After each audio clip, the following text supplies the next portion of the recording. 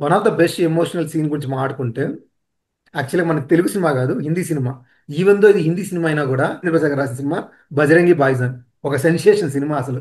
First నుంచి ఇతను ఒక శ్రీరామ్ భక్తుడు. ఎక్కడికి పోయినా జై శ్రీరామ్, జై శ్రీరామ్ చెప్తా వస్తారనమాట.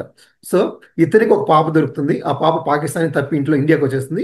ఎలా అయినా ఈ పాపని వాళ్ళ ఇంటికి చేర్చాలి. ఇదే స్టోరీ. దీని మీద వెళ్తారు ఈ ట్రావెల్‌లో. ఈ ట్రావెల్‌లో వెళ్ళిపోయిన తర్వాత ఎన్నో బాధలు పడి ఒక జర్నలిస్ట్ నవజీన్ సిద్దిక్ గారు కలిసి ఆ పాపను చేర్చేస్తారు. చేర్చేసిన తర్వాత ఇతను పాకిస్తాన్ తగులుకుంటాడు. సో పాకిస్తాన్ రిలీజ్ చేయాలంటే ఇండియాలో పెద్ద అంత మీడియా వాళ్ళు వచ్చి కాశ్మీర్ బార్డర్లో నిలబడతారనమాట. సో ఈ నిలబడినప్పుడు ఏమైపోతుంది, పాప వచ్చి ఆల్రెడీ వాళ్ళ అమ్మ నాన్నతో వెళ్ళిపోయి ఉంటుంది. మాట్లాడలేదు, మాటలు రావు ఆ పాపకి. సో ఈ క్లైమాక్స్ షాట్లో ఇక సల్మాన్ ఖాన్ నడిచి వెళ్ళిపోతా ఉంటాడు. ఆ, పాకిస్తాన్ నుంచి ఇండియా బార్డర్కి ఎంటర్ అవుతా ఉంటాడు.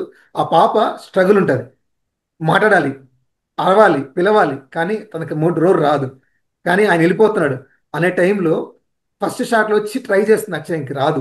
సెకండ్ షాట్లో అది కంచి ఉంటుంది, ఆ కంచి ఊపుతుంది. అప్పటికి కష్టంగా ఉంటుంది. సో అక్కడి నుంచి వచ్చిన స్ట్రగుల్లో మా మా అంటది అనమాట. సో బేసిక్గా మామ అనేది వచ్చి సల్మాన్ ఖాన్ ఫస్ట్ షాట్లో అంటాడు పిలువు పిలువు అనేసి.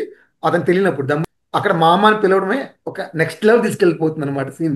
ఎవరి కళ్ళైనా అట్లే చెమస్తాయి.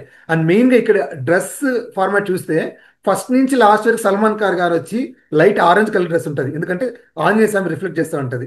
లాస్ట్కి వచ్చేసరికి ఈ బ్లాక్ అండ్ బ్లాక్ లో ఉంటారనమాట. సో బేసిక్గా ఒక కమ్యూనిటీ రెఫర్ చేసేదానికి. పాప వచ్చేసరికి ఏమైపోతుందంటే లైట్ ఆరెంజ్ డ్రెస్ ఉంటుంది.